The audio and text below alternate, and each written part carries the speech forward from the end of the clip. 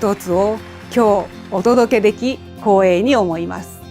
マスターと弟子、ブッダの平常心、ニデの物語、全4回の第3回、2015年8月11日、英語による講義です。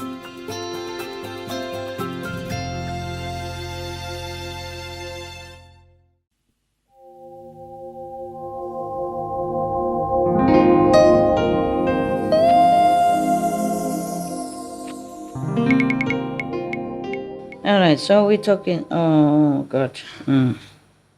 Okay.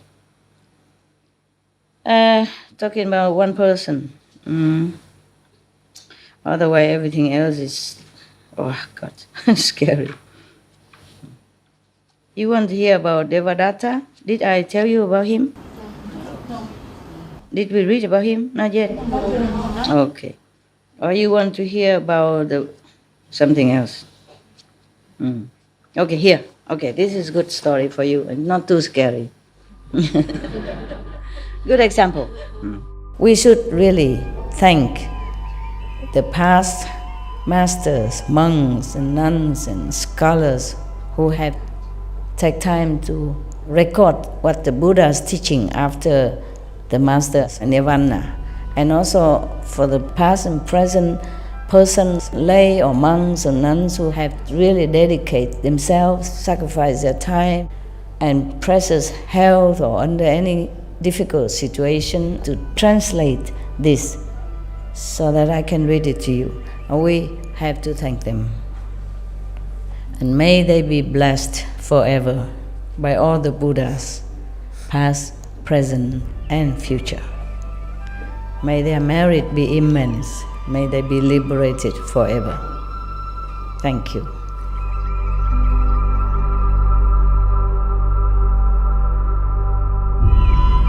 According to Buddhism and the believer and the tradition, when you read sutra and all that, you have to put on incense, flower, and bow to the sutra first and thank all the Buddhas and Bodhisattvas in 10 directions, all respectfully, before you read it, okay? And then you cover the sutra also with silk or, beautiful cloth, and I just make it more popular. Yeah, more easy, simple. And I apologize to all the Buddha. I say if I done something wrong, according to the tradition, my heart is full of respect. It's just that I cannot always do that. So please, all the sin, whatever I've done wrong, is all on me. At least other people, they hear the names of the Buddha, according to the sutta, they will get benefit. Yes.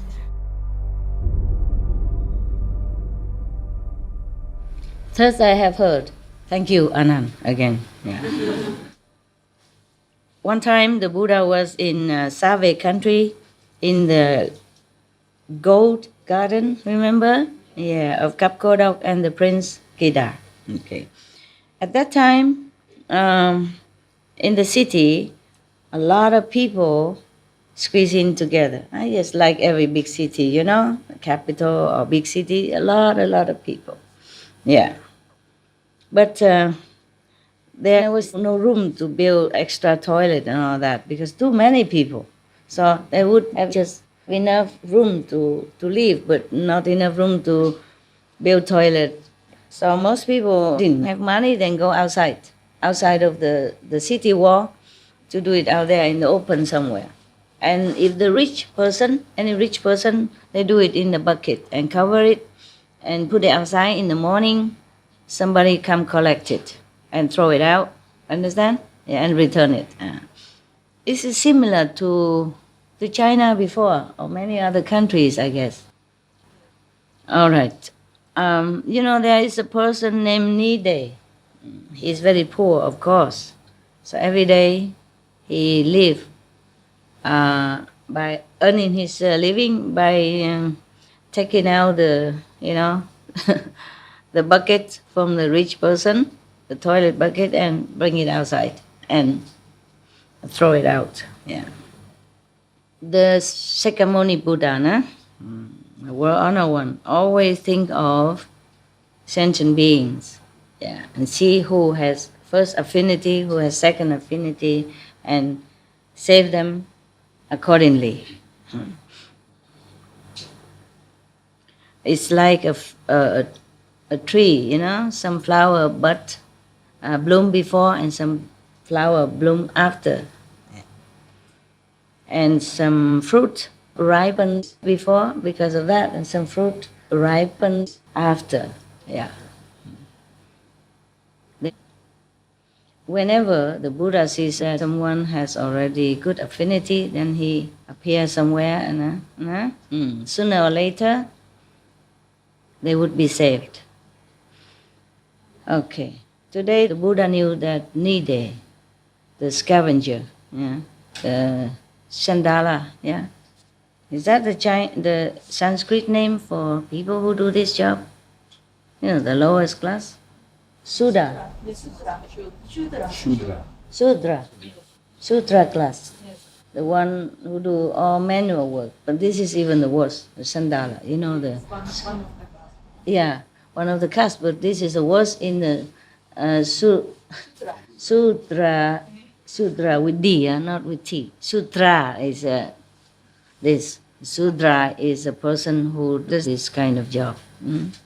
And from that laboring caste of India, this is the worst job. Truly, not only untouchable, but unlookable. I'm just kidding. So, one day I went with Buddha, Anand was with Buddha, going to the city to help him. That's what Anand was thinking. Like Buddha knows this person already ripe in spiritual affinity. So he go with the Buddha into the city to help this person. I think many of you know this story. Any of you know this story? Yeah. Which one? Who knows? Yeah, good. How you know this? You Buddhist? I was. You read this? I watched a video. Which video?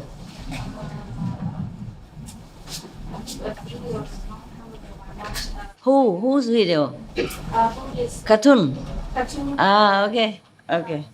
Yeah. It's good that they do this kind of cartoon or theater, about Buddha's life. It's very good to help people to remember. Yeah. All right. So when the World Honor One just entered the city, and then not enter the city yet, just about to enter the city, at the edge of the city, he saw Mr. Nide carrying on his shoulder two of these, leftover bucket, leftover from human body bucket. So, and then when he saw the Buddha, he was so ashamed. He turned corner. He went to a smaller path, tried to avoid the Buddha. Yeah, because he was so ashamed.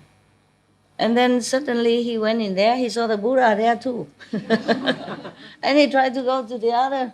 He saw the Buddha also in front of him. Yeah. And then he was so nervous, so he banged this bucket in the wall, and so everything come out, already. So he's even more ashamed. And then he just really sit down on the ground, and his face bending down. He didn't dare to look up. And then the Buddha came next to him and comforted him thus. Nide, do you want to become a monk and study with me so that you will be liberated from all the suffering or not? So soft voice, like that. That's what you want to hear from me every day. Good boy, good girl, sit, stay. Yeah. That's what you want to hear, my voice like that every day, huh? Sweet master, lovely master. Never raise her voice. Oh, so gentle. Okay, so what does Nide say? pray to the Buddha. I mean, I prostrate to the Buddha. This is a way of respectful talk, you know. It doesn't mean that every time you say you prostrate, you prostrate. But normally when people saw the Buddha at that time, they prostrate. Maybe one time, maybe 3 times.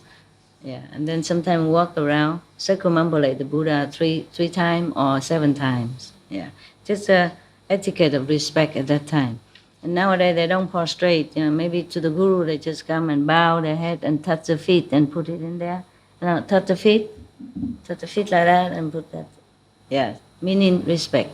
Yeah, many countries still have this custom, even though they're not India, like the Philippines. You know, the children come home and hold the parents' hand and put it in their head.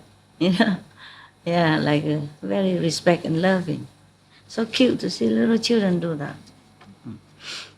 I had luck to live with one family in Philippines one time when I was on my way to visit the refugees. That's how I knew it. That's why I saw it. Now, otherwise you don't have a chance to see this. This is a family thing. You know, very rarely you can see that. Mm-hmm. And they say, I prostrate to Buddha. Yeah. You are the royalty. Yes. All of you are from royal lineage, and all of your disciples are noble personage. Yeah, famous noble personage. I am a very, very lowly person. I wouldn't dare to become a monk that's equal with others, with all your noble disciples. How can I do that? You know, how? I mean, he wouldn't dare. Yeah. So Buddha said, Nide, listen to me. Yeah. It's too scared, you know, so Buddha has to talk like a mother, or maybe the father. And sometimes I have to do that to some of the person, too scared, too nervous. Like one of your sister, like Chinese yesterday. Yeah. I give her a chair to sit. Oh no, master, I kneel here. I cannot. Say, why? It's just a chair. Sit. And then she still don't say, sit, please, sit. It's okay, it's okay. It's only a chair, and look, it's a hut. It's not palace or anything. No need. This is your body. You do what you do. So humble, so humble. And she meditates 10 to 12 hours, 6 hours at least per day.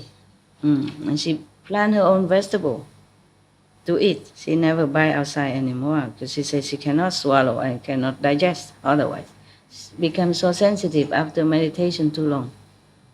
And she can cure people by her, you know, family home acupuncture. It's not like newly learned, it's from her family, passing down since generations. She has hand. And then she can heal some people. She can cure it by that. Some other doctor cannot, then she do it. Yeah. And so humble like that, you know. The more you meditate, the more humble you become. And you realize who you are and who your master is, and what the teaching helps you, then you be more humble, very humble. So being humble doesn't mean you lower yourself. No, it's not like that. The culture teaches differently outside. You have to be self-confident and talk to people this way, that way, you know, and look into their eyes and tell them who is the boss. No, in spiritual practice, you don't do that. Because it's just natural that you become more humble. And somebody said to me, I'm not as humble as before when I first came. It's not true, it's the opposite. It's the opposite. I have to endure more now than when I first came out. First came out, maybe I walk among drove. I look more humble because I'm not dressed here and all that. But doesn't mean I was more humble before than now. I'm more humble now. It's just that you don't know it. It's different. It doesn't matter anyway. It doesn't matter. Yeah, I'm very humble indeed. You know, see me, I'm very humble. Okay. So, Nide, listen to me. My teaching is very like miracle. It's very wonderful. It's like water. It can wash everything away. Yeah, It's like a big fire, can burn anything that is put into it. Yeah, it doesn't matter if it's big or small, hard or soft.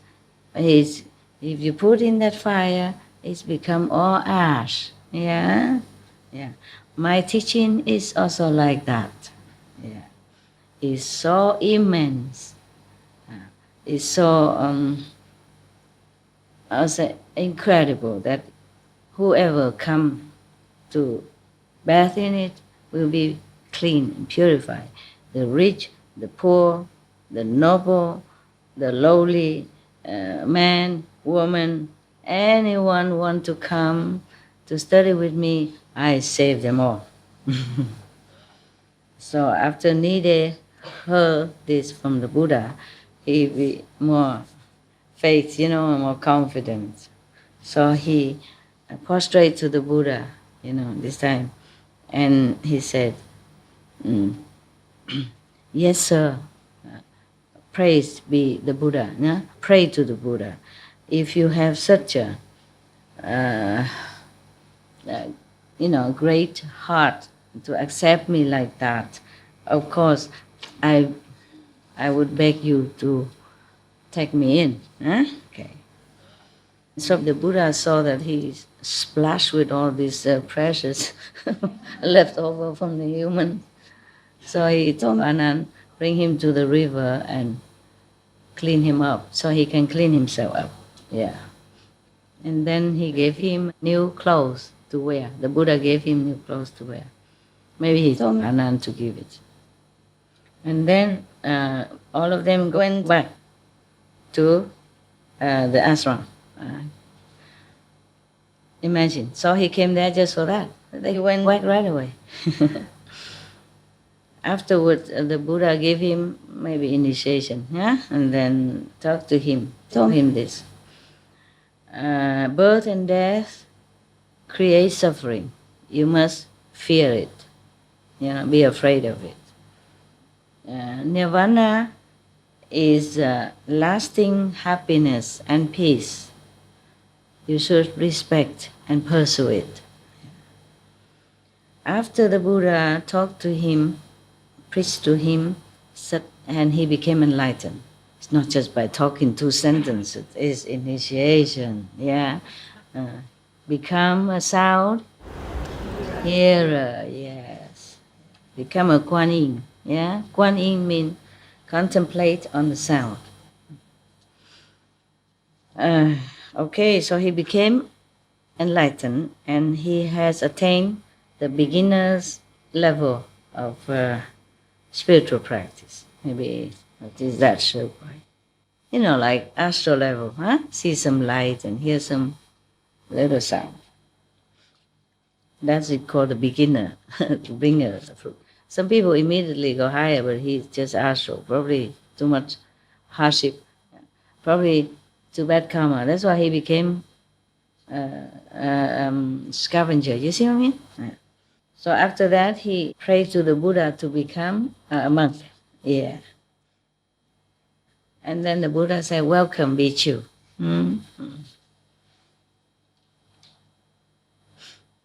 After that, he became, he was his chasa, a monk and all that. Okay? The Buddha said, Nide, you should know, this body is a cause of suffering in this lifetime. Any sin committed is due to, from the eyes that look at things and desires, yeah, and even from the ears that hearing good things and attached to it, and even from the nose that smelling good, fragrant, and want to have it. And also from the tongue that tastes good thing and cannot let it go, attached. Yeah. Therefore, you should concentrate inward and cut down others. Yeah. And after that, you have to continue practice and to attain the truth, the path, the ultimate. The Buddha how did the Buddha tell him all that? How did the Buddha teach the monks to avoid all this trouble from the eyes, ears, nose, and tongue and all that? Do you know how? Any of you? Monks, remember? Anybody know? Mongolian faithful Buddhist almost monk look like? Yes. Anything? Don't know? Shall I tell you? Yes. Okay. I have become a monk so that I can know all this, so can I tell you? Okay? Yeah. I'm still a monk now, I just don't have to look like a monk, okay? All right. So many monks, different order. What should I wear? Maybe Monday, Tuesday, Wednesday, Thursday. Monday Buddhist robe, Tuesday Tuesday Catholic, yeah, and Wednesday Hindu, and maybe that's a good idea. But I have a lot of color that suit every religion, you know.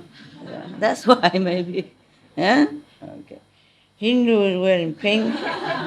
Buddha wear mostly the orange or the gray. You see that? Gray, yeah, okay.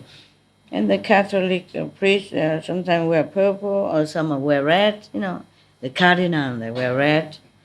And some white. Yeah, I have all kinds. Very good. Yeah. Representative of the rainbow religions on this planet. We have rainbows of religion, all kinds of religion. They all teach us to be good. Just not all of the followers doing according to the religion. That's why we have problems. Even inside the religion, they also think mine is better, yours is no good. Yeah? That's why I tell you, centers should not compete with each other for anything at all. Should live in peace and harmony. We should be the example of peace and tolerance. Do you understand? Yes. Not fighting for position, no matter what. Okay? Contact person have to be sincerely just to serve the initiates in his term or her term. Do all the best just to make them comfortable, feeling love, feeling welcome in the center. If you keep bickering, then the center will have a hole or many holes. And that's where the negative can come in and make it worse and worse. Do you understand that? Yes. Every center or you have a protective layers of light. But if you quarrel or if you hate, you perpetuate hatred, then no, it makes holes in these protective layers. And then bad thing will come through these holes and trouble your life or trouble your group, yeah, or your family. You must know that. Everything negative, every hatred, every discord, you know, put holes in your protective layers, small or big, accordingly. Sometimes the hole will repair quickly, depends on how grave is the, you know, situation or the quarrel or the hatred. But sometimes the hole is bigger, take long time to build. If can rebuild by love again. Understand? Love is the component to heal all ills. Remember? That's from the goddess of love, self, herself, her exact words, not mine. Okay? I just retransmit it to you. Yeah. After the Buddha continued saying that, he immediately got big enlightened. And then he cut off all of his karma, all of the attached karma. And then he became Arahant. That he has 3 miracles and 6, something like 3 way of wisdom to understand, and 6 miracle power. Yeah. But this miracle power is not like he can toss it in the air for you to see. No. We will have it embedded in him, understand, and he use it whenever necessary, for himself or for others. But only if you have eye wisdom open, then you can see all this. Otherwise you don't see. Like Anand, first I have heard all the time. Never say, first I have seen. I have heard only. The Buddha told him or some other people, higher disciple, told him, and then he remembered that. Now you know, okay? Yeah. And then now in this whole country, I heard that the Buddha has accepted needy, the scavenger, the lowest class in India, into monkhood, into his Sangha assembly. They were talking all together, all the time, everywhere. This needy, he's just a pool carrier, yeah, a scavenger, pool carrier, the worst, the worst of all. Why did the Buddha save him and bring him into the Sangha? When now, if we want to invite the Buddha and the Sangha, the whole monks to my house, what am I to do? I won't prostrate in front of this guy, this is a scavenger, yeah. And then when he come, he would dirty my bed, my seat, my house. What to do? Yeah. Everybody was so nervous and excited and talk about that. Everybody knew. And afterward, this gossip came to the king's ears, finally. And then the king heard that. He also was not very pleased. And he was thinking to himself, I have to interfere in this. If Buddha just keep, making all the poor and lowly people become monks, then how can I show my etiquette? How can I pay respect to them? How can I pay respect to them if they just, a pool cleaner? Okay. So then he went to his chariot and went to Ke Huang garden, the gold garden.